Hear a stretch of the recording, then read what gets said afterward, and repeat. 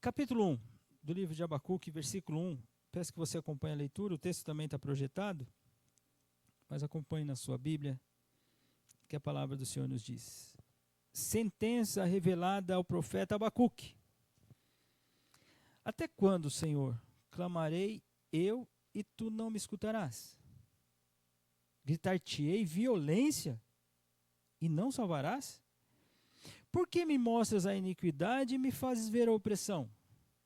Pois a destruição e a violência estão diante de mim, há contendas e o litígio se suscita. Por essa causa, a lei se afrouxa e a justiça nunca se manifesta. Porque o perverso cerca o justo, a justiça é torcida. Vede, entre as nações, olhai, maravilhai-vos e desvanecei, porque realizo em vossos dias obra tal, que vós não crereis, quando vos for contada. Pois eis que suscita os caldeus, nação amarga, impetuosa, que marcham pela largura da terra, para apoderar-se de moradas que não são suas. Eles são pavorosos, terríveis, e criam eles mesmos o seu direito e a sua dignidade. Os seus cavalos são mais ligeiros do que os leopardos, mais ferozes do que os lobos. Ao anoitecer, são os seus cavaleiros que se espalham por toda parte.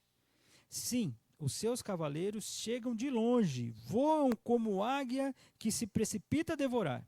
Eles todos vêm para fazer violência. O seu rosto suspira por seguir avante. Eles reúnem os cativos como areia. Eles escarnecem dos reis. Os príncipes são objeto do seu riso. Riem-se de todas as fortalezas, porque, amontoando terra, as tomam.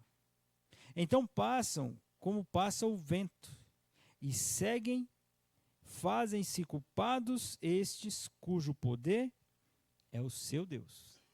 Senhor, obrigado por essa manhã, obrigado pela bênção de nós já podemos cantar louvor ao Senhor, podemos orar, podemos ler a Tua Palavra. Abençoa-nos agora, quando nós estudaremos a Tua Palavra. Abençoe também o ministério infantil, Senhor Deus, que sejam ministradas às nossas crianças a verdade acerca do Senhor.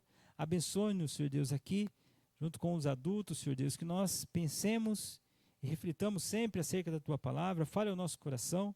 Carecemos, Senhor Deus, da iluminação do Teu Espírito, para honrar ao Senhor e glorificar ao Senhor. Mais uma vez nós te louvamos, te agradecemos e te honramos, Pai. Em nome de Jesus, amém. Meus irmãos, o que está acontecendo aqui em Abacuque capítulo 1?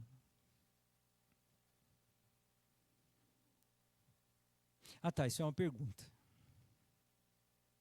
O que está acontecendo em Abacuque capítulo 1?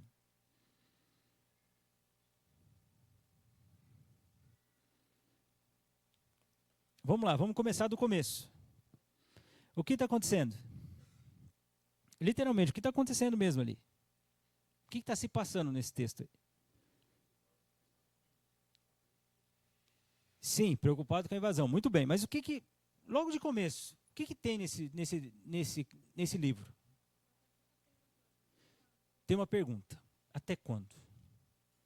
O profeta começa com uma pergunta. Até quando? Mas o livro já nos dá o que nós podemos ter como a interpretação dele. O que diz no primeiro versículo? É uma sentença de Deus.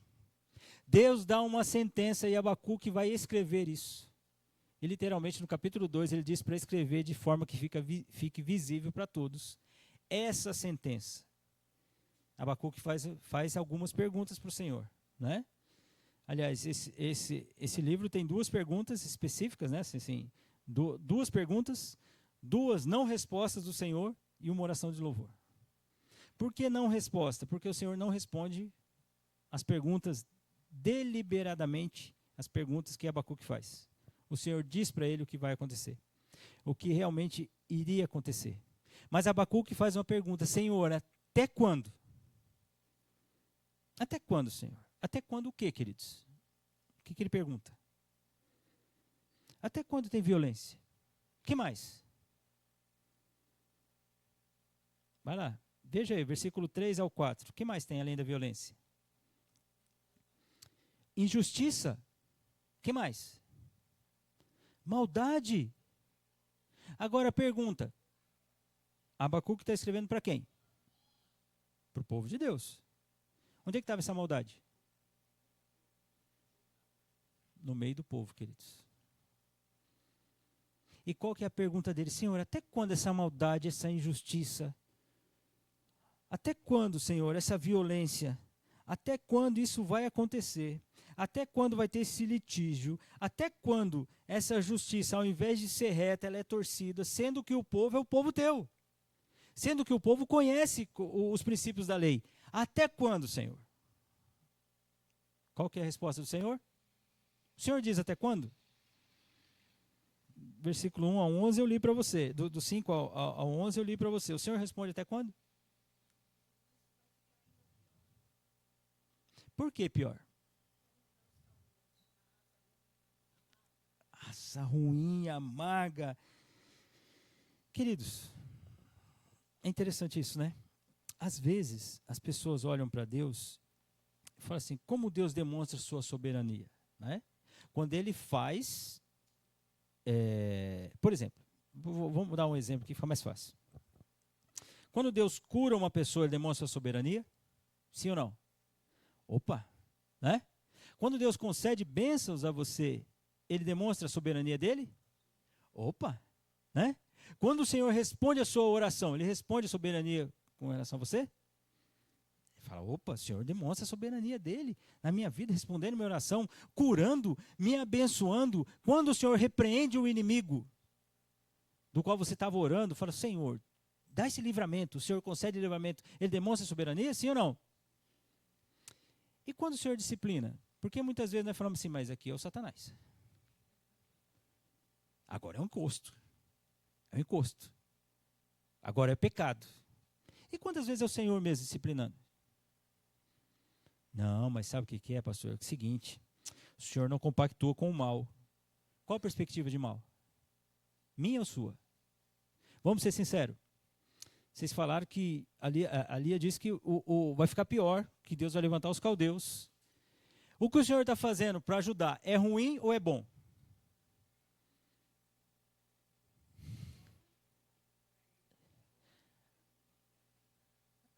É ruim?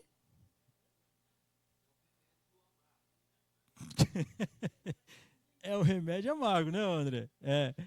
Gente, vamos ser sinceros, é bom ou é ruim? Não, pastor, é bom, pastor. É bom. Se Deus chega para sua vida assim e fala assim, olha, Senhor, até quando as pessoas vão ser injustas? Até quando maldade na minha vida? Até quando meus parentes isso? Até quando isso? Até quando isso? Deus fala para você, ó, é o seguinte, vou mandar alguém para disciplinar você. Vou colocar alguém ainda para ser mais eu quase ia falar mais pior. Interessante, né? Quando eu falei mais, eu falei, não, peraí, o pior não cabe aqui, né? Mandar alguém pior ainda do que vocês estão passando, do que você está passando. Você vai olhar para Deus e falar assim, Deus, que coisa boa. Que bom. Você vai falar isso? Ser sincero, não vai. Aos nossos olhos, a disciplina dos caldeus é ruim. Não é à toa que eu estou sendo direto com você com relação a isso, porque o Abacuque fala isso. É difícil para nós enxergarmos que a soberania de Deus, e nós estamos lidando com doutrina, isso é importantíssimo. Importantíssimo, que as pessoas falam que Deus é bom quando Ele faz as coisas que aos nossos olhos é bom. Mas quando Ele permite, e Ele faz, não só permite, coisas que são ruins aos nossos olhos.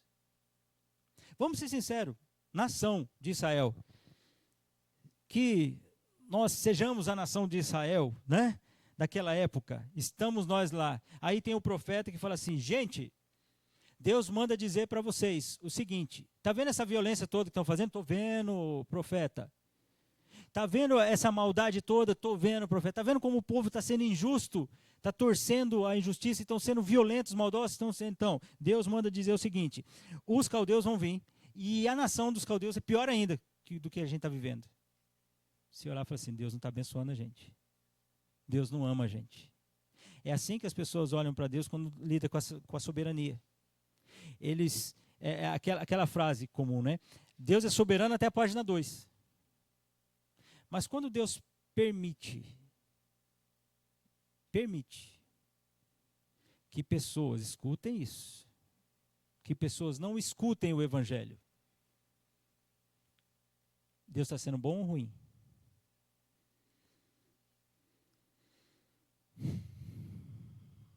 Pastor, de que perspectiva? Oi? Essa frase é interessante. A correção nunca é boa. Porque o que nós pensamos nela? Que a correção traz algo ruim. Não é verdade? Vamos voltar a pensar nessa frase. Agora, qual é o fim da correção? Não é perfeição? Então a correção é boa ou é ruim? A Bíblia diz que a princípio ela não parece ser boa. Por isso, irmãos, que muitas vezes eu vejo algumas interpretações doutrinárias falam da soberania de Deus. Deus é soberano, Deus é soberano, Deus é soberano. Quando aparecem textos como Abacuque, que diz claramente, versículo 3, vejam, entre as nações, olhai, ficai admirados, maravilhai-vos e desvanecei, porque realizo em vossos dias obra tal que vós não crereis quando vos for contada. Versículo 6, pois eis que... Quem levanta os caldeus, queridos? E aí? Deus não estava sendo bom com Israel? Por que muitas vezes nós temos problema com a palavra disciplina? Por que nós não gostamos? Então nós achamos que nós somos mais bonzinhos do que Deus? Pastor, dessa forma eu não tinha pensado sobre soberania. Pois é, queridos. Mas muitas vezes nós falhamos quando nós não enxergamos a soberania como um todo. Primeiro, a soberania ela tem que fugir do prisma da visão minha e tua. É o Senhor quem disse para fazer. A princípio, a correção não parece ser boa. Então, o Senhor permite que isso aconteça na minha vida? Permite. Por quê? Deus está querendo me ensinar alguma coisa. Pessoas arrogantes, estou falando de cristãs, tá? Pessoas convertidas, que agem com arrogância, elas são humilhadas. Isso é bom ou é ruim? É bom ser humilhado? Agora vocês estão sendo mais diretos, né? Não, não é bom. Agora sim, é isso aí. Não é bom. Mas uma pessoa arrogante ser humilhada é bom ou não? Por que é bom uma pessoa arrogante ser humilhada? Vamos lá, por que é bom uma pessoa arrogante ser humilhada? Isso é uma correção. Ela passa a aprender que aquilo que ela está fazendo está errado. E assim, dentre outros pecados, né? Então Deus vai corrigindo, Deus vai lapidando cada um de nós com a palavra, com o confronto de um irmão, com o desenvolvimento da comunhão, com o seu crescimento na sua leitura bíblica, na sua vida de oração. Deus vai corrigindo você. Deus vai colocando textos para você que fala assim, nossa, o pastor está pregando para mim, o pastor está pregando para mim, o pastor está pregando para mim. E ao você bem sincero, eu estou pregando para você mesmo. Essa é a verdade. Só que eu não sabia que era para você. Deus só me falou para eu falar. E eu falei. E foi para você mesmo. Queridos, Deus é tão bondoso que Ele permite, que Ele nos disciplina. Deus é tão bondoso que Ele permite que nós passemos por situações difíceis. E ainda assim, nas situações difíceis, nós vemos a bondade do Senhor. Isso é entender soberania da maneira correta. Versículo 4, diz que Deus que levantou os caldeus. Quem são os caldeus? Versículo 6. Versículo 6 diz que Deus levantou os caldeus. Quem eram os caldeus? Versículo 6.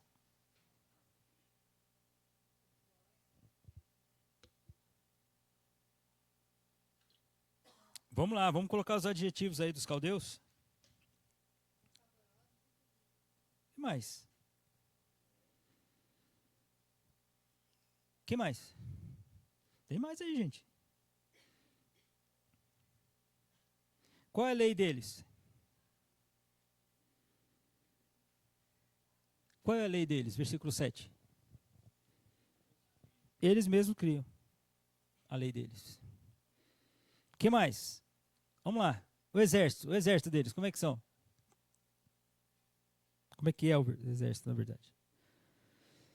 Eita, o cavalo está correndo igual leopardo, hein, gente? Mais feroz do que lobos. Ao anoitecer. Então ainda tem mais coisa ainda, né? Só um lobo no anoitecer. O lobo já é ruim. À noite fica pior ainda. Se você cavalos que são comparados com leopardos, olha a comparação que Abacuque está dando para aqueles que iriam disciplinar o povo. Que mais? Que mais? Versículo 8. Eita! Então eles voam como águia que se precipita para devorar. Pronto para dar o bote. Não se esqueçam ainda, tem mais uma frase importante aí, no versículo 8. Como que eles... Qual que é o poder deles? Versículo 8.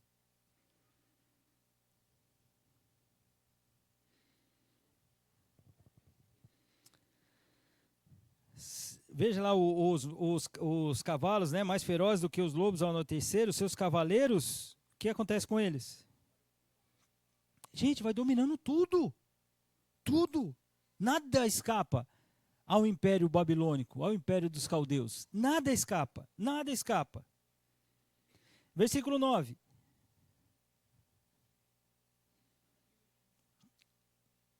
Gente, olha só, queridos. O seu rosto suspira por seguir avante.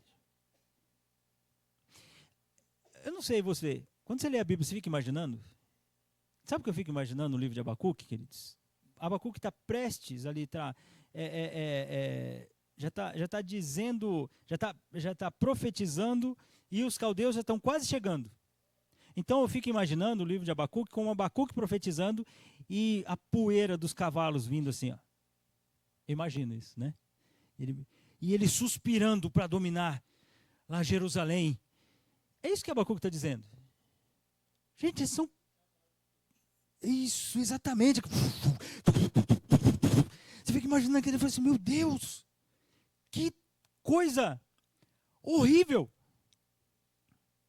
É ou não é? A imagem é horrível, queridos. É imagem de devastação. Diga.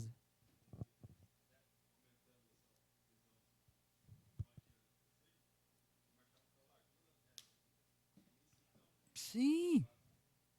Dominando tudo, gente. Dominando tudo, exatamente. Agora, o que eles fazem com os reis? Versículo 10.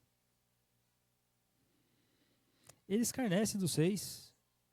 Os príncipes são objeto do quê? Do riso deles. Gente, quem tem poder com a gente? Essa fortaleza aqui? Essa fortaleza não é nada pra gente. E cavalo vindo, aquele poder, aquela maldade toda. Eles passam como passa o vento. Fazem-se culpados. Eles são culpados, eles não são inocentes. E quem é o Deus deles?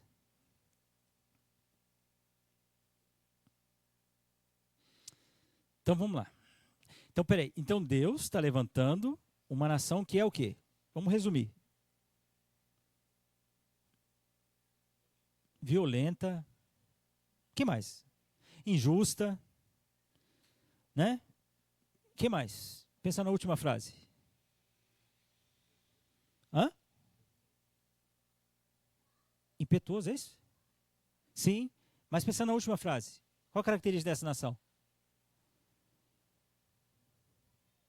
Exterminadora. Mas a última frase, do versículo 11 aí. Uma nação... idólatra, incrédula. Peraí, pastor. Então é o seguinte, Abacuque está dizendo para o povo que a sentença do Senhor é trazer uma nação incrédula para disciplinar eles? Sim ou não? Sim. Sim. Quem que é o Deus dos caldeus? A força deles, o poder deles. Eles creem em Deus? Não. O direito é eles que fazem. Eles dão risada da fortaleza dos outros povos. Eles são incrédulos. O Senhor vai levantar essa nação. Foi isso que Abacuque pergunta, queridos. Olha lá, versículo 12. Não és tu desde a eternidade, ó Senhor, meu Deus, ó meu santo. Não morreremos. Essa é a certeza. Que o Senhor é da eternidade e nós confiamos que nós não morreremos. Ó Senhor, para executar juízo puseste aquele povo, tu, ó rocha, o fundaste para servir de disciplina. Olha o que Abacuque enxergou. Agora, antes da gente passar para essa próxima etapa da pergunta de Abacuque, queridos, qual que foi a resposta do Senhor para Abacuque? Até quando, Senhor, violência? Até quando, Senhor, essa maldade? Até quando, Senhor, injustiça? Qual foi a resposta do Senhor? Eu vou levantar uma nação incrédula para disciplinar vocês. A outra pergunta de Abacuque, mas Senhor, o Senhor que é de eternidade, o Senhor que é desde a eternidade, o Senhor que é santo, o Senhor vai usar esse povo para disciplinar o teu povo? Versículo 13, alguém leia bem alto, queridos. Versículo 13.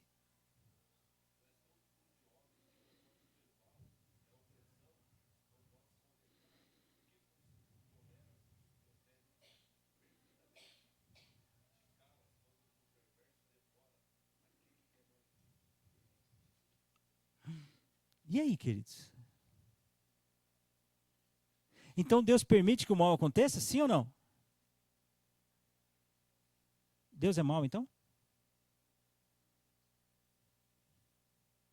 É assim que muita gente está fazendo teologia. É assim que muita gente está fazendo teologia. Lembra que eu disse a você desde o começo que a gente não vai colocar Deus numa caixinha? Então, muitas vezes, o mal, aos nossos olhos, a gente olha para Deus e fala, o Senhor está sendo mal. Quando você olha o incrédulo, e eu vou ser bem direto com você, indo para o inferno, o que você pensa? Deus é o quê? Ah, pastor, não vou falar não. Vou falar não. Não vou ficar quietinho agora. Eu ia falar. Quase que eu falei. Quase que eu fui no expressar aqui o meu coração justo. Justo? Quem é justo, queridos? Por isso, quando alguém vai para o inferno, não é inocente não, irmãos. Não é inocente. Às vezes, nós usamos frases com jargões evangélicos. Ah, eu merecia estar no inferno. Mas, na verdade, você queria falar, não vou falar isso não, mas eu vou falar que é bonito. Né? É bonito, parece espiritual isso aí. Então fala. Mas se você parar para pensar, você merecia. Eu merecia o inferno mesmo. E se Deus nos mandasse para o inferno, Ele estava sendo justo. Porque nós somos pecadores. Quantos pecados condenam uma pessoa? Um pecado. Você tem mais de um pecado. Pastor, são incontáveis os meus pecados. Pois é, queridos, esse foi o preço da salvação. Esse foi o preço que Cristo pagou naquela cruz. Então, quando você vai fazer doutrina, você fala, nossa, Deus está enviando para o inferno. Ah, Deus é injusto. Deus é mau. Não é esse Deus bom que a Bíblia apresenta. Ah, para com isso, gente. Para com isso. Fazer doutrina assim. Fazer doutrina é você olhar para paradoxos, né? Como este. De você olhar e falar assim, nossa, os caldeus, gente, o povo aqui dá medo. Só de ler dá medo. Imagina presencialmente. O Senhor levantou, pois é, essa é a questão de Abacuque. Mas Senhor, o Senhor que é tão puro de olhos. O Senhor que é justo, o Senhor que é desde a eternidade, ou seja, o Senhor é antes desses caldeus. O Senhor é antes do seu povo, porque o Senhor criou todas as coisas. O Senhor vai permitir que aconteça isso? Diga.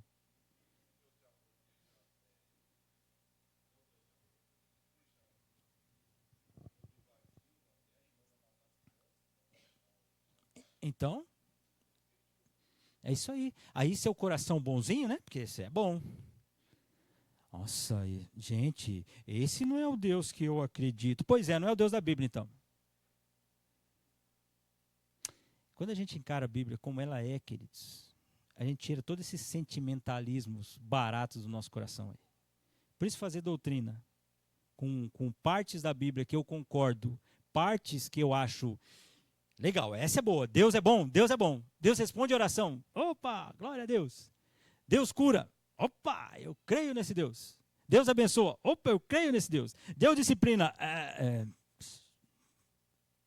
Não, peraí. Disciplina. Não é disciplina.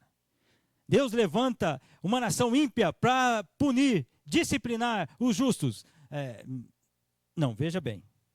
Se a gente for olhar, Abacuque está falando de maneira alegórica, falando do mal. Por que você não vai direto para a Bíblia e fala o que a Bíblia está dizendo? É isso que está dizendo, queridos. Deixa eu falar uma coisa para você. Deus não precisa da sua defesa nem da minha defesa. Ele é todo poderoso. Nós batalhamos pela fé porque Ele nos salvou. É assim que a gente faz doutrina, irmãos. O Abacuque fez a mesma pergunta que nós fazemos. Senhor, mas o Senhor é puro de olhos. O Senhor não pode ver o mal. Abacuque estava errado, sim ou não? Não, o Senhor não é puro. O Senhor não é bom. Ele é o sumo bem. E ele diz aqui, a opressão o Senhor não pode contemplar. Por que o Senhor tolera que esses que estão agindo como perversos, Ele vai devorar o que é mais justo do que ele, da perspectiva de Abacuque, o que é? O povo de Deus é mais justo do que os caldeus, sim ou não? Sim ou não? Sim. Mas de quem Abacuque está reclamando violência? De quem Abacuque está reclamando maldade? Então, queridos, quem é justo? Romanos 3. Não há um justo sequer. Então, às vezes, você tem aquele ar de bonzinho, né? Seu coração, você é tão bonzinho, você é tão legal. O outro que é ruim. O outro que é ruim. Nem fala ruim, fala ruim, né? Para ficar mais ruim ainda, né? Você é bonzinho. Você é, na verdade, Deus fez um favor somente para te salvar, porque você já estava merecedor da salvação. Não tem, queridos. Não tem. Diante de Deus nós chegamos como servos humildes, como pedintes, rogando a misericórdia de Deus. É assim que são os adoradores. Assim que se reúnem os adoradores. Fora disso, queridos, não é evangelho. Não é Bíblia. Não é o Deus, o único Deus, o Deus verdadeiro. O texto continua ali. Por que fazes os homens como os peixes do mar? Olha o que eles fazem. Como os répteis, que não tem quem os governe. A todos levanta o inimigo como um anzol, pesca-os de arrastão, os ajunta na sua rede varredora. Por isso ele se alegra e se regozija. Por isso oferece sacrifício à sua rede, queima incenso à sua varredura, porque por elas enriqueceu a sua porção e tem gordura na sua comida. Acaso continuará por isso esvaziando a sua rede e matando sem piedade os povos? Por-me-ei na minha torre de vigia, colocar-me-ei sobre a fortaleza e vigiarei para ver o que Deus me dirá e que resposta eu terei à minha queixa. Senhor, eles vão continuar fazendo maldade em cima de maldade. Eles vão adorar os deuses deles, queimando incenso, dizendo que são vitoriosos. Eles vão continuar fazendo isso. Agora, o Senhor que é puro de olhos, só vai permitir isso? Eu vou ficar esperando a resposta do Senhor. Já pensou se fosse esse Deus de muitas doutrinas, de muitas teologias, chegava o Abacuque, me desculpa. Puxa, Abacuque, você me levou a razão, Abacuque. Me desculpa, viu, Abacuque? Não fica triste comigo. Esse Deus de muitas teologias aí. Você me desculpa de eu ter falado assim com você, tá bom? Não vou levantar um povo mau para disciplinar vocês. Não vou fazer isso. O que você quer? Determina para mim. Parece que não, mas é isso, queridos. Quando você não olha para a Bíblia na sua integridade, é esse Deus. Muitos líderes aí estão falando, não, precisa de uma releitura da Bíblia. Não, mas esse Deus não é assim. Aqui, no Antigo Testamento, o Deus irado. Hoje o Deus da graça. Deus não faz assim. Que isso, irmãos? Que loucura é essa? Quem somos nós para selecionar porções das quais nós devemos seguir? Timóteo capítulo 3. 2 Timóteo capítulo 3, versículo 16. Toda escritura, ela é inspirada por Deus. Toda ela. Antigo e Novo Testamento. Toda ela. Então, qual foi a resposta do Senhor para Abacuque? Será que Deus se desculpa com Abacuque? Vamos ver. Vai que, né? O Senhor me respondeu e disse: escreve a visão, grava sobre tábuas, para que a possa ler, até quem passa correndo. Ou seja, Abacuque, você vai fazer uma inscrição, né? de modo que as pessoas vão passar e vão ler essa inscrição e vão saber exatamente o que eu estou dizendo para elas. Lembra que a pergunta de Abacuque foi: Senhor, isso aqui é justo, vai deixar isso acontecer? Ô Abacuque, o seguinte, a visão ainda está para se cumprir, no tempo determinado, mas se apressa para o fim e não falhará se tardar. Espera-o, porque certamente virá, não tardará. Eis o soberbo, sua alma não é reta nele. Deus não está dizendo que os caldeus são justos. Eles continuam sendo injustos. Mas o justo, o que acontece com o justo?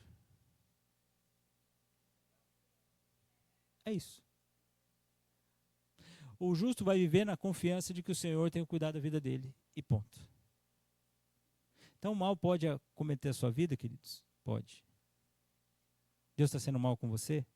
Não. Você pode sofrer por causa de pecado? Sim. Pode sofrer por causa de Satanás? Também.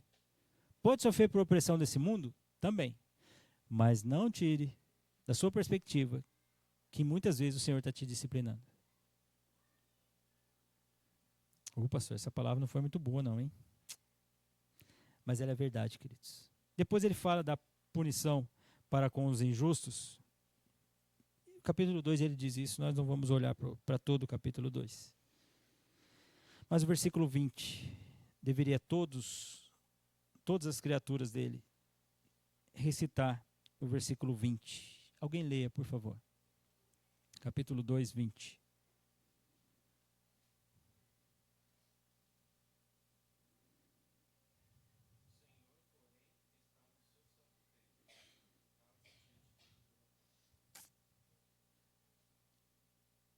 É isso aí.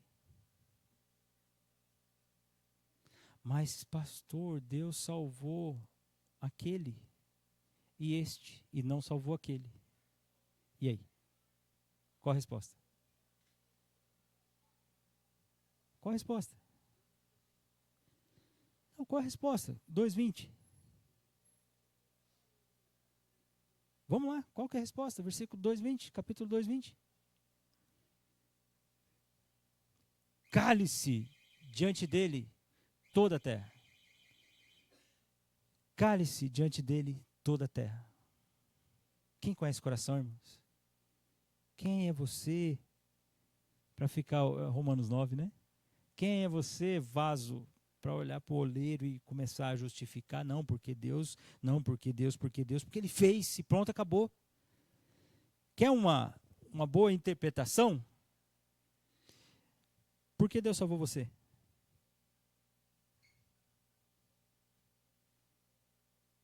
Me dê uma resposta plausível aí. Pensando, não na graça de Deus, pensando nos seus méritos, por que Deus salvou você? Se você for muito assim, como é que fala? Como é que fala a pessoa otimista? Não, como é que a pessoa... Como é que é? Não, altruísta não. Aquela pessoa que ela olha para o espelho, ela fala autoestima, né? A pessoa que ela olha no espelho, é um gatinho, ela olha no espelho e vê um tigre, né? Aquela coisa assim. Né? Isso, narcisista vai falar, salvou porque eu sou a última bolacha do pacote, gente. Salvou porque sem mim a igreja do Dom Pedro, gente, a igreja do Dom Pedro não tinha graça sem mim. Eu sou aquela pessoa bonita. Você precisa que você é bonito mesmo. Você é muito bonito, você é muito bonita, muito jóia. Mas não foi por causa da sua beleza, dos seus talentos, dos seus dons. Foi por causa da graça, queridos. Foi por causa da graça de Deus. Eu não sei por quê. Eu creio que quando chegar no céu, eu nem vou perguntar para o Senhor. Eu nem vou perguntar. Sabe por quê, queridos? Quando eu ver a glória de Deus, eu falo assim, não tem explicação. Não tem. Não tem. Então essas doutrinas, você é o melhor de Deus, Deus salvou você, Ele estava batendo a porta do teu coração, usa versículo errado, Apocalipse, eis que estou à porta e bato, aí você abriu a porta do teu coração, porque você olhou para Jesus morrendo naquela cruz, você chorou tanto e Deus te salvou. Para com isso, meus irmãos, é graça dele. É graça dele olhar para você e falar assim, você não tem mérito nenhum, mas eu vou te salvar e vou conceder dons a você, você vai viver essa vida desfrutando dessa paz que só eu posso dar, e na eternidade estaremos juntos. Ai, pastor, mas por que ele não salvou outros? Por que ele salvou você? Qual a explicação? Você tem coragem de olhar para um pecador e falar que quando Deus está condenando, Deus é mau? É, pastor, dessa perspectiva eu não consigo ver. Pois é, queridos, assim é que nós olhamos para a soberania. Algo que nós vamos falar um pouco mais para frente aqui. Então, Abacuque termina o livro dele, depois você lê em casa com mais calma, tá? Fazendo uma oração de louvor a Deus, e ainda que a figueira não floresça, não haja fruto na vide, ele louva o Senhor, ele canta louvores ao Senhor. É assim que Abacuque termina o seu livro. Queridos, por que eu trouxe essa breve reflexão em todo o livro de Abacuque? A gente tem que parar de sermos inocentes, meninos, né, assim, no entendimento, em olhar para a Bíblia, somente porções em que nós achamos que o Senhor Jesus, que Deus, que o próprio Espírito Santo, né, está sendo bondoso conosco. Muitas pessoas citam os milagres de Jesus. E ele fez milagres, sim ou não? O Senhor fez milagres. Mas o Senhor também foi aquele que virou a mesa lá no templo.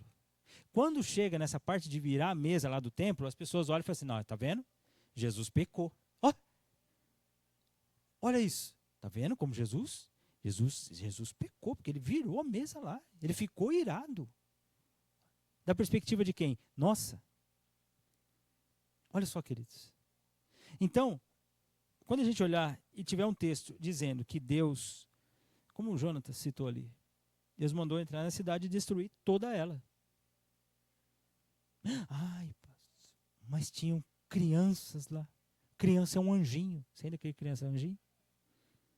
Crê não, né? Ah, não faz a vontade do anjinho para você ver. Vai virar um diabinho, né? Queridos, a gente não pode ser menino assim. Não pode.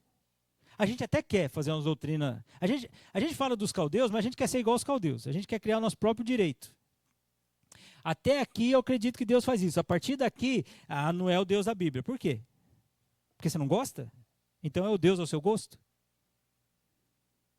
Então quando Deus condena, queridos, Ele está sendo justo. E ainda que a gente não enxergue, Ele está sendo bom. Quantos incrédulos agradecem a Deus pela vida? Quantos deles continuam ainda vivendo? Quantos deles agradecem a Deus pelo sustento? E quantos deles estão sendo sustentados por Deus? É, pastor. Bíblia, queridos. Vamos lá. A gente olhou semana passada o Salmo 139, não é isso? Até nós cantamos parte dele hoje. Senhor, tu me sondas e me conheces, sabes quando me assento e quando me levanto, de longe penetras os meus pensamentos. Esquadrinha o meu andar, o meu deitar, conhece todos os meus caminhos. O que o Salmo 39 nos apresenta, queridos? Soberania de Deus. Uma das coisas. O Senhor conhece todas as coisas. Nós vamos voltar aqui a alguns textos. Viu como Deus nos formou, né? O Senhor me teceu no seio da minha mãe, né?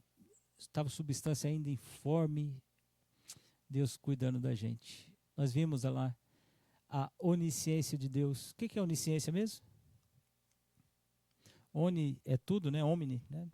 Do latim tudo, ciência, tudo sabe, né? Então Deus tudo sabe. Tu me sondas e me conheces, sabes quando me assento e me levanto, de longe penetras os meus pensamentos.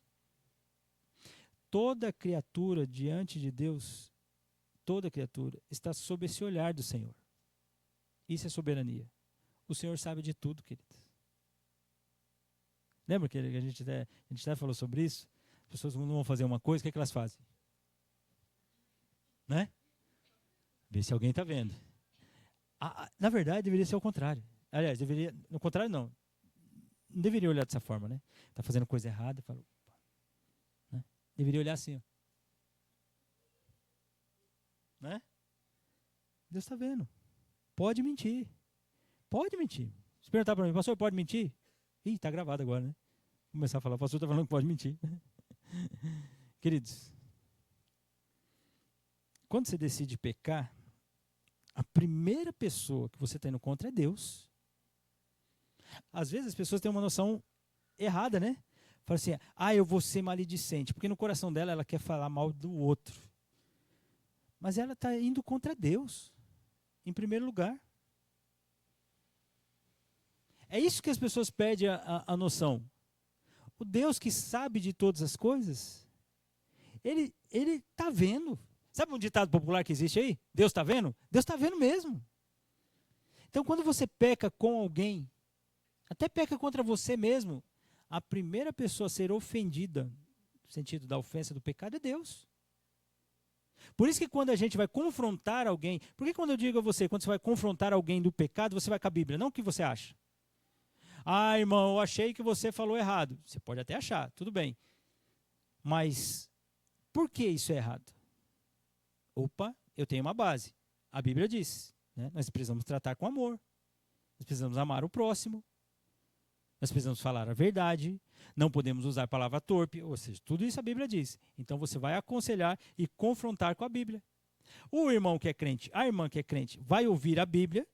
E diante do Senhor, ela fala, se eu estou transgredindo um princípio de Deus, além de eu estar errado com o outro, eu estou errado primeiro com Deus. Ponto. Por isso que eu uso essa expressão, a Bíblia nos protege. Por quê? O princípio é de Deus, não é nosso. Não é o que você acha, é o que a Bíblia diz. Então, o Deus que tudo sabe, queridos, tudo conhece todas as pessoas, inclusive você. Olha lá, Salmo 139. Tu sondas e me conheces, esquadrinha o meu andar, o meu deitar. Ainda a palavra não me chegou. Olha a pessoa nisso, queridos.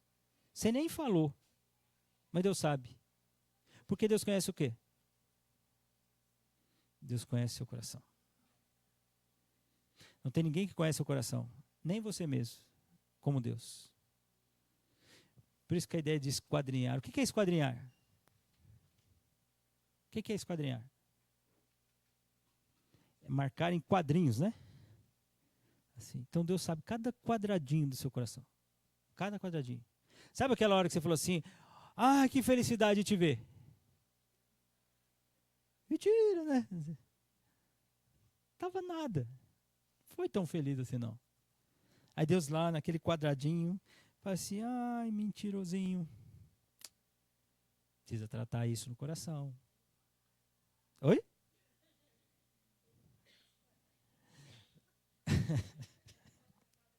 Vai faltar quadradinho ali. Ali falou se ele marca o quadradinho, né? Olha, acho que é mais do que isso ali. Ele sabe que aquele quadradinho que está lá, mais lá no fundinho lá, precisa ser tratado. Por isso, irmãos, é uma vida de confissão de pecados. É uma vida de rendição diante de Deus. Quando eu vejo o Salmo 139, me dá um temor, sim. Imagina, Deus sabe tudo. Inclusive, sabe o que você está pensando aí? Não, você falou, vixe, complicou, né? Eu falei, sabe o que você está pensando? Você falou, vixe? Não, peraí, calma aí. Mas dá esse temor, não dá? Assim, nossa, Deus sabe tudo. Por outro lado, fala assim, Deus conhece verdadeiramente a intenção do meu coração. Já viu quando você faz algo que, na verdade, você sabe que a motivação está errada? E aí você fala assim, Deus conhece meu coração. Para. Deus vai falar assim, eu conheço mesmo, não é isso não que você está dizendo aí. Não é isso não. Já viu aquela coisa? Já viu? Eu quero justificar algo. Aí você sabe que é errado. Você fala, não, Deus conhece meu coração. Não, peraí, pensa no que você falou. Deus conhece mesmo. Então, quando você está fazendo com a intenção errada, Deus conhece mesmo o teu coração. Não precisa mentir. Não precisa justificar para ninguém, queridos. Deus literalmente conhece mesmo o teu coração. Então, isso ao mesmo tempo que me dá um temor de saber que Deus está no controle de tudo, me dá um conforto. Eu falo assim, Deus sabe. Então, se eu fiz com a motivação errada, quem eu estava querendo enganar, queridos? Talvez eu estava olhando assim, né?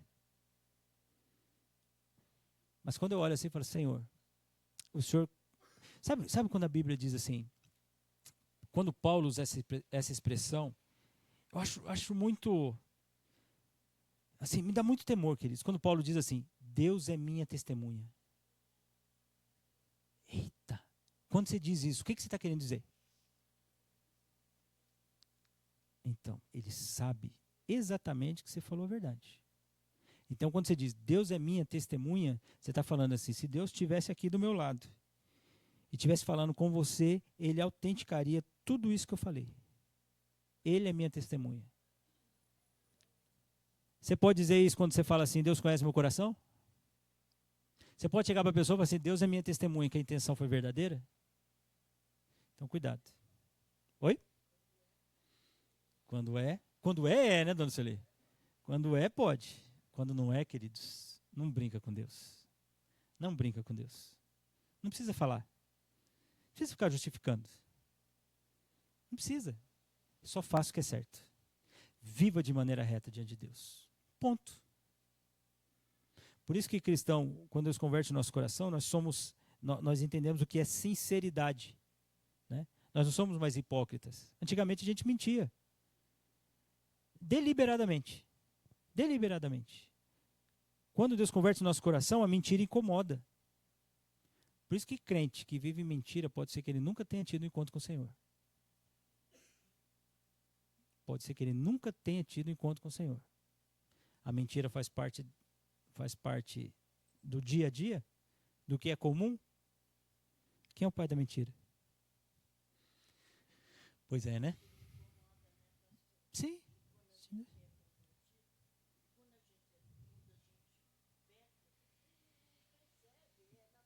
É natural.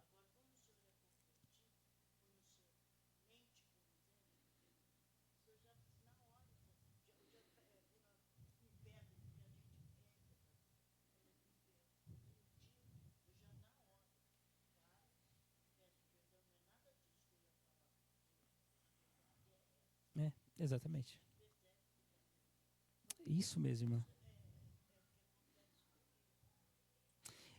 Mas aquele que é habitado pelo Espírito Santo, ele tem esse cômodo. Né? Por isso que Paulo diz para a gente não apagar o Espírito, queridos. Ele diz lá em Tessalonicenses. Porque passa um tempo, quando o cristão passa a não confessar, não orar, não desenvolver comunhão com a igreja do Senhor, porque na verdade ele já não está bem com Deus, ele começa a ficar insensível. Ele não retira o Espírito Santo, porque ele não teve poder para colocar. Mas ele apaga o Espírito Santo. Ele passa a ficar insensível. Isso é muito triste, queridos. É muito triste. Isso aconteceu com Sansão, né? Lembra da história de Sansão? Sansão, ele não se apercebeu que o Espírito se afastou dele. Juízes diz isso, né? Então ele não se apercebeu daquilo. Mas depois você vai ver lá como foi a vida de Sansão. Depois você lê lá em Juízes. Muito bem, queridos. Quem guiou o Espírito do Senhor? Ou quem foi seu conselheiro? Quem o ensinou? Quem tornou ele conselho para que lhe desse compreensão? Quem instruiu na vereda do justiça? Quem o instruiu na vereda do juízo? E lhe ensinou a sabedoria? Eu lhe mostro o caminho de entendimento. Eu li rápido, né? Ficou errado, ficou estranho, né? O versículo. Quem, queridos? Não teve ninguém. Quem vai instruir ao Senhor? Não tem. Ninguém tem poder para isso. Ele sabe todas as coisas. Por isso que Paulo diz, né, nessa doxologia lá, ó profundidade da riqueza, tanto da sabedoria como do conhecimento de Deus, quão insondáveis são seus juízos e quão inescrutáveis os seus caminhos. Quem, pois, conheceu a mente do Senhor? E quem foi o seu conselheiro? Então, dentro da onisciência de Deus, a gente fala assim, peraí, Deus sabe de tudo. Não queira eu saber mais do que Deus. Queridos, algumas criaturas, ao desenvolver sua doutrina, acham que quer, fala assim, não, peraí, mas século 21. Não, mas agora é uma nova visão, pastor. Não, mas agora é o seguinte, agora as mulheres, agora a visão de família, agora a criação de filhos. Quem é você? Quem é você? Quem instruiu o Senhor para deixar um livro para nós? Onde nós sabemos que nós não conseguimos cumprir em sua integralidade, mas ele ainda assim deu um livro para nos instruir. Aí você, com as novas sociologias, novas filosofias, está achando que, nossa, mas hoje, o ser humano de hoje... Que ser humano de hoje, queridos? E se Deus é soberano até o século XX? Século XXI, não. Era das inteligências artificiais... Era das redes sociais, agora o ser humano agora deu um passo a mais. Olha só, que joia. Que Deus é esse? Parece estranho, né, queridos? Mas muitas doutrinas estão tratando assim a Deus. Por isso que tem essa releitura. Essa releitura de adoração, essa releitura de liturgia, essa releitura de música, essa releitura de pregação.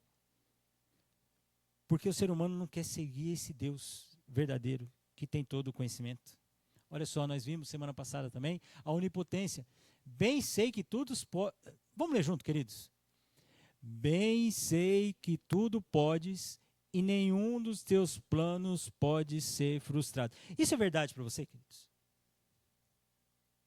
Isso é verdade? Isso precisa ser verdade para você. Isso foi verdade na vida de Jó. No final da vida de Jó. Eu sei que nenhum dos planos do Senhor pode ser frustrado.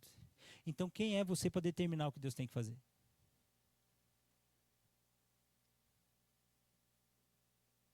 Pastor, nunca tinha ligado uma coisa com a outra. Pois é, queridos.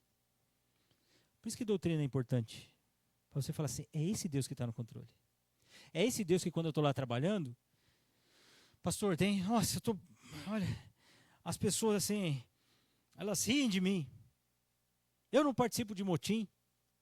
Eu trabalho honestamente. Eu faço o melhor que eu posso fazer. As pessoas me chamam de vários nomes. Mas eu estou fazendo para Deus. É esse Deus mesmo. Que tem todo o poder de estar cuidando de tudo, de todo o seu dia. E Deus, os planos dele, os planos que ele tem na sua vida, de salvação na vida das pessoas, não vai ser frustrado. Agora, quais são os planos de Deus? Não sei. Eu não sei. Por isso que você evangeliza. Por isso que você prega a verdade. Por isso que você discipula. Por isso que você cresce. Porque você fala assim, Senhor, eu quero estar andando de acordo com a tua vontade. Então a tua vontade para a minha vida é santificação, que a Bíblia diz? Santificação. Santificação, então. Então quando eu mentir, confessar o pecado e parar de mentir. Parar de mentir. Parar de ter essa vida dupla. Na igreja é uma coisa, fora da igreja é outra. Que isso, queridos? Quem falou que cristão tem vida secular? Cristão tem vida secular, tudo é espiritual. Ele trabalha, ele estuda, ele faz planos, exatamente, mas tudo isso é espiritual. Mentindo para Deus? Onipotência. Vamos continuar aqui vendo alguns textos. Bem sei que tudo pode, esses textos que nós vimos. Teus são os céus, a terra, o mundo e a sua plenitude, tu os fundaste. Deus criou todas as coisas. Lembra da revelação lá de Daniel? Seja bendito o nome de Deus de eternidade a eternidade, porque dele é a sabedoria e o poder. Queridos, versículo 21.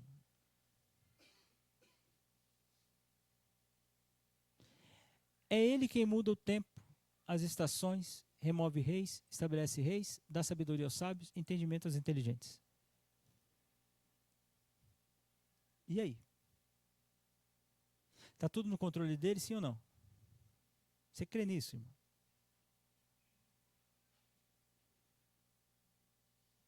Olha que interessante, Isaías 40, 12. Na concha da sua mão ele mediu as águas, né? Tomou a medida do céu, dos céus a palmos. Esse é o Deus que tem todo o poder, queridos, que controla a sua vida e a minha vida. Esse Deus que nós adoramos, esse é o Deus soberano. Porque quando se trata de salvação, parece que todo esse poder não existe? Porque o homem tem poder?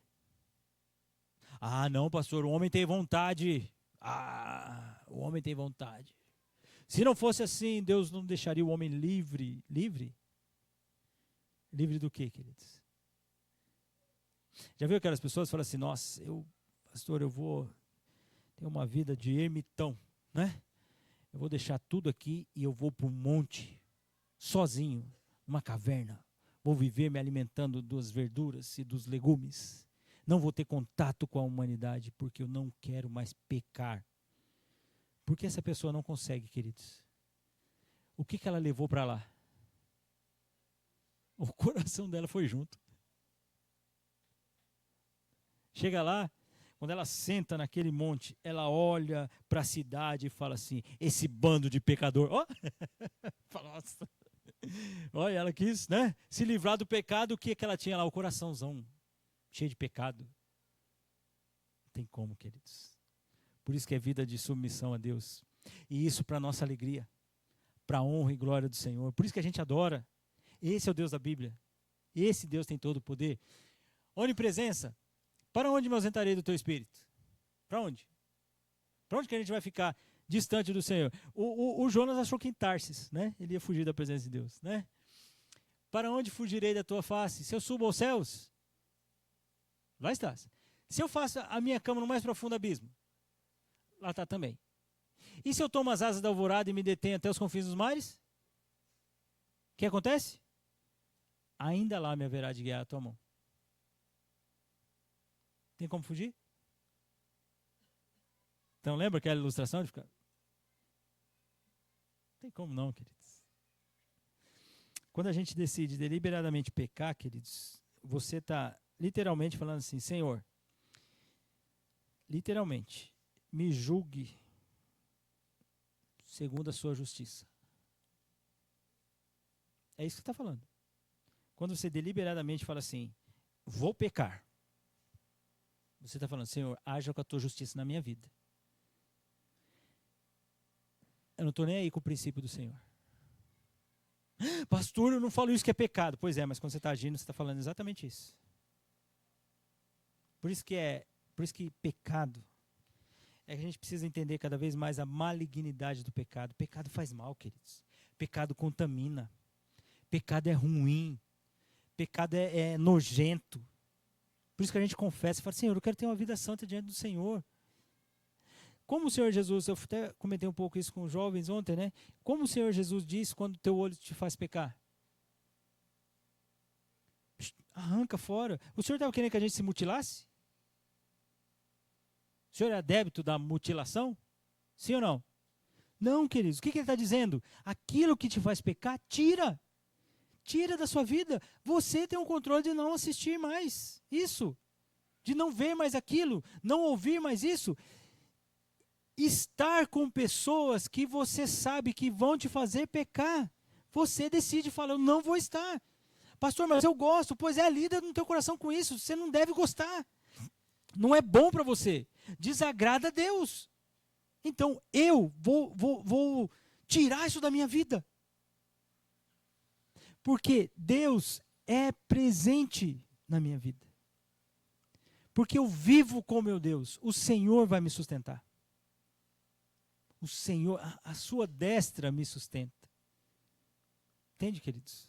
Então, são coisas das quais a gente vai tomando decisões, fazendo coisas e achando que estamos bem com Deus. Não estamos, não. Não faz isso não, queridos. Chegando no final aqui, alguns textos, né? Por isso, hoje saberás e refletirás no teu coração que só o Senhor é Deus em cima no céu e embaixo da terra, e nenhum outro há. Lá no livro de Daniel, capítulo 4. Habitaria Deus na terra? Eis que os céus e até os céus dos céus não podem te conter. Quanto menos esta casa que eu edifiquei, aqui na oração de Salomão no templo, né? Provérbios 15, 3, os olhos do Senhor estão em todo lugar. Eles estão contemplando quem? Então, aqueles que estão fazendo certo e aqueles que estão fazendo errado. Deus está vendo. Literalmente, queridos. Assim diz o Senhor. O céu é o meu trono e a terra o estrado dos meus pés. Que casa me edificarei? Vós? Qual é o lugar do meu repouso? É interessante que assim, a estrutura do templo não pode conter a Deus. Porque Deus está no controle de todas as coisas. Antes da gente terminar, esses foram alguns versículos que a gente viu semana passada, mas eu queria chegar aqui. Soberania, decretos, providência, vontade e propósitos. Eu trouxe essas palavras na semana passada. Aqui, o ser humano, tá? Aqui a pessoa de Deus. Soberania, quer dizer? Vamos ler todos juntos? Soberania. Decretos. Providência. Vontade. Propósitos. Pois é, queridos. Deus é soberano. Então o que significa ser soberano? Está no controle de tudo. Por que eu coloquei a pessoa do homem lá do lado? Porque muitas vezes nós pensamos, agimos, refletimos, fazemos, imos e voltamos nós achamos que nós temos o poder. É importante que nós entendamos que Deus é soberano. Ele determinou, ele tem os seus decretos já estabelecidos na eternidade. Porque de eternidade a eternidade tu és Deus. O Senhor age com providência. Ele, intencionalmente, ele sustenta e governa todas as coisas. Isso é providência. O Senhor tem a sua vontade. Só que essa vontade de Deus é o bom prazer dele. É o deleite dele. É o que Efésios fala como o beneplácito, né? Esse bom prazer. Deus tem essa vontade. E os seus propósitos são literalmente essa vontade. Esses feitos de Deus agindo na criação. Nós vamos olhar um pouquinho mais para essa definição. Mas eu queria que você pensasse. Esse Deus soberano, ele já tem algo decretado. É assim que a gente crê. Por quê? Porque ele é Deus. Ele já decretou. Ele tem os seus decretos. Por exemplo, o sol, dia e noite. Tem como mudar? Não. Não tem, está estabelecido. Decretado. Na sua natureza. Até a destruição desse mundo e novos céus, nova terra. Então está estabelecido. Isso não muda. Isso não muda. Deus fez dessa forma. Homem é a imagem e semelhança de Deus. Isso muda? Não muda. Deus fez assim. Então ele decretou. Ele decretou todas as coisas. Ele providencia, Deus vai sustentando. Deus vai mantendo. Eu gosto muito do texto de Jó, que diz assim, que a terra paira sobre o nada. Né? Você olha, não tem um eixo. Né? Você pega uma esfera, para uma esfera ficar parada, ela precisa de um eixo, né? Para ela girar nesse eixo. A terra não tem esse eixo. Não é visível esse eixo. Né? O Senhor sustentando e providenciando não só o universo como o nosso dia a dia. A vontade de Deus, por exemplo, uma das vontades de Deus é a nossa santificação. Sim ou não? A Bíblia diz isso em Hebreus. A nossa santificação. Então esse é o bom prazer de Deus, que nós vivamos uma vida de santidade. Isso também na pessoa de Deus. E os seus propósitos? Alguns chamam de planos, né? São os próprios feitos de Deus no nosso dia a dia, na nossa vida. Vamos olhar dessa forma. Por que nós não chegamos direto nesse slide, né? Nós não pensamos nele primeiro. Porque eu queria que você fosse para esse pensamento, entendendo o Deus soberano que nós cremos. Quando nós chegarmos e vemos, mas Deus decretou isso? Decretou. Mas eu não concordo. Pois é. Aí é um ponto. Você concordar ou não, isso está decretado. A Bíblia diz isso. Por exemplo, ouve Israel, o Senhor Deus é o único Deus. E aí? Mas tem o Deus assim, o Deus assim. Pois é, Deus decretou. Não tem outro Deus. Só tem Ele. Dentre outras coisas. Nós vamos meditar, permitindo o Senhor. Deus, obrigado por essa manhã, obrigado pela bênção de pensarmos, Senhor Deus, sobre teontologia, o estudo do seu ser. Nós, limitados como somos, Senhor Deus, nós carecemos da tua iluminação para que nós possamos viver, Senhor Deus, dependente de ti. Fala ao nosso coração, continua dando a nós, Senhor Deus, esse temor de crer na tua palavra e viver para te honrar. Obrigado por essa manhã, eu te louvo e agradeço em nome de Jesus. Amém.